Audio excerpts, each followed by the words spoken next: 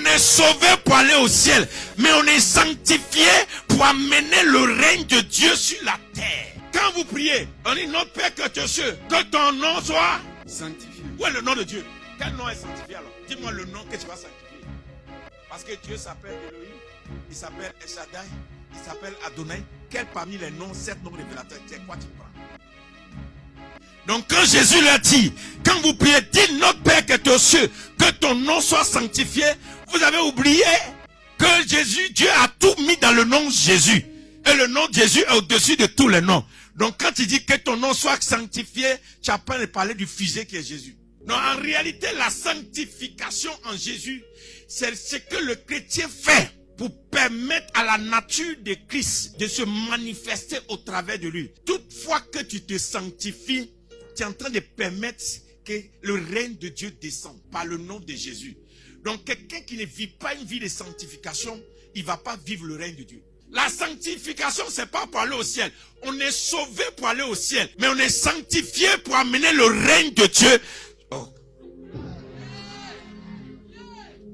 On est sauvé pour aller au ciel, mais on est sanctifié pour amener le règne de Dieu sur la terre. En tant que Dieu veut régner dans un pays, il ne se promène pas dans les quartiers. Il ne se promène pas dans les magasins. Il ne se promène pas. Dieu s'investit dans un homme. Parce qu'il a dit, le royaume est en vous. Mais seulement c'est le règne qui doit venir confirmer votre royaume. Donc qu'est-ce que Jésus fait? Il dit, sanctifie-toi, je vais descendre. Donc Dieu ne peut pas venir sur la terre s'il ne trouve pas un corps sanctifié. Donc plus tu pèches, plus tu éloignes le règne de Dieu de toi. Plus tu vis une vie de désordre, plus tu es dans le péché, plus il y a le royaume en toi, mais ce royaume ne se manifestera jamais. Si tu veux faire ce que tu veux en désordre, sois chrétien à l'église, mais on ne verra pas le règne de Dieu au travers de toi. Donc la sanctification, c'est fait pour amener le règne de Dieu. Donc si jusqu'aujourd'hui, il y a des choses qui ne se manifestent pas dans ta vie, c'est parce que tu refuses la sanctification. Tu veux vivre ta vie, et puis Dieu n'a qu'à faire ce qu'il veut. La sanctification, ce qui fait mal à nos oreilles dans ces derniers temps, quand on parle de sanctification, tu es fâché. Si tu n'es pas sanctifié, tu ne verras pas le règne de Dieu. C'est pourquoi la Bible dit, ceux qui pêchent ne verront pas Dieu. C'est ce que la Bible dit. Donc tu peux invoquer Dieu dans le péché, mais tu ne le verras pas. Et le diable va t'arranger pour t'amener à vivre une vie. Et tu appelles ça la grâce. Toi, tu es toujours saoulé. Et puis tu veux amener le règne de Dieu.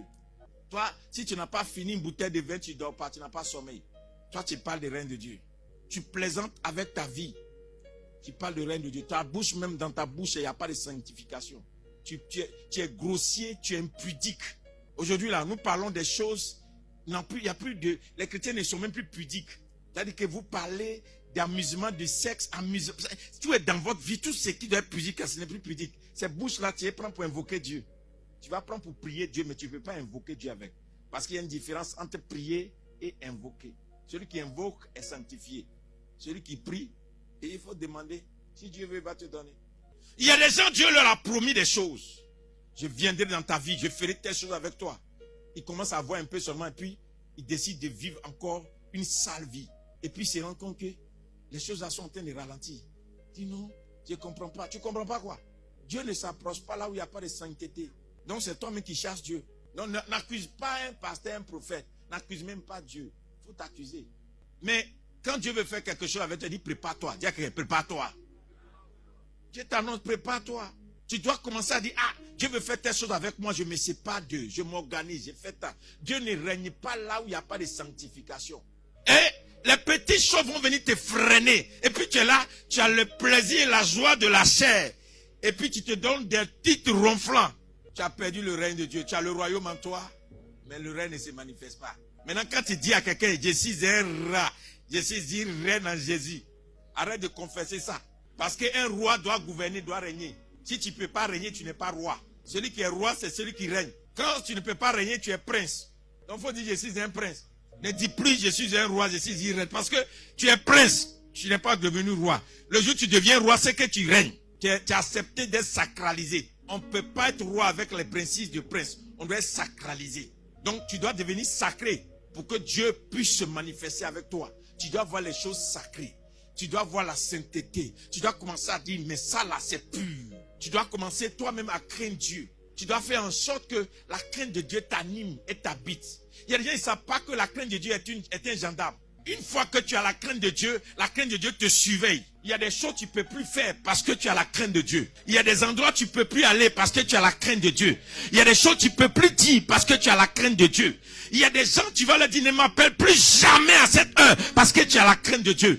Il y a des gens qui t'envoient vidéo, tu ne m'envoies plus jamais cette vidéo parce que tu as la crainte de Dieu. Il y a des gens qui t'appellent pour un autre titre, tu me dis ça pourquoi? Parce que tu as la crainte de Dieu. Mais quand tu n'as pas la crainte de Dieu, tout est permis. Et le diable te vole le règne de Dieu. Et tu es là, tu as fait le gros songe. Mais son ne s'accomplisse pas. Les gens ne savent pas que le non-accomplissement du son dans ta vie, ce n'est pas le son qui ne s'accomplit pas. C'est toi qui ne marches pas vers l'accomplissement. La Bible n'a jamais dit à quelqu'un d'attendre l'accomplissement. Ésaïe 70, lève-toi, sois éclairé, car ta lumière arrive. Quand tu sais ce qui t'arrive, tu te lèves, tu te prépares et tu marches à la rencontre de ta lumière. Quand tu te lèves et tu te dis je me prépare parce que je sais que Dieu m'a réservé quelque chose. Je sors de ça parce que je sais que Dieu m'a réservé quelque chose. Je ne ferai plus ça parce que je sais que Dieu veut faire quelque chose avec moi. On ne me trouvera plus là-bas parce que je sais que Dieu veut faire quelque chose avec moi. Ils ne trouveront plus mon nom là-bas.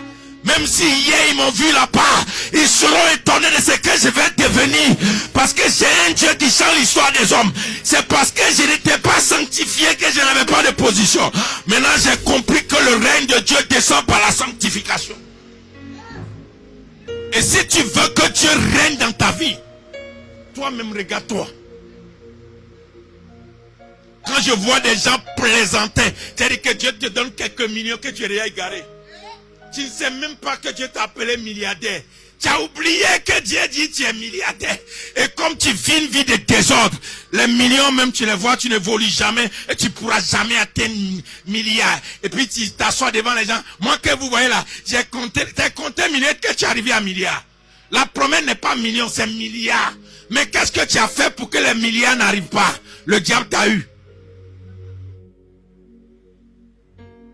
Le diable t'a eu au carrefour. Il t'a dépouillé en plein carrefour. Ta main t'a eu au carrefour. En plein carrefour. Tu as été dépouillé du règne. On t'a volé ce qu'il doit te faire. Et tu es un chrétien, vous vous promenez de croisade en croisade, de prière en prière, de prophète en prophète, de salle en salle.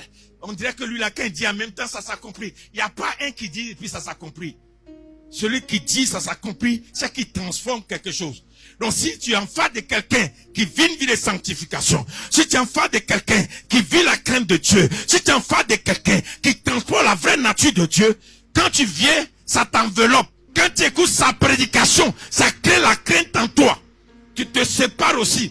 Et tu te rends compte les choses qui ne s'accomplissaient pas, sans même prier, commencer à s'accomplir. Les choses qui ne se réalisaient pas, sans même qu'on t'impose la main, commencer à se réaliser. Parce que ce qui fait que ça ne se réalise pas, c'est que tu marches avec les choses que Dieu ne veut pas. Tu vis dans des choses où Dieu ne te veut pas. Le règne de Dieu. Tu veux que Dieu règne dans ta vie? Ma soeur, mon frère, c'est à toi je te parle. Fais échec à tes ennemis en venant à Jésus-Christ. Fais échec aux langues des méchants en venant à Jésus. Jésus veut te laver. Jésus veut te sanctifier. Jésus veut te nettoyer. Jésus veut te repositionner.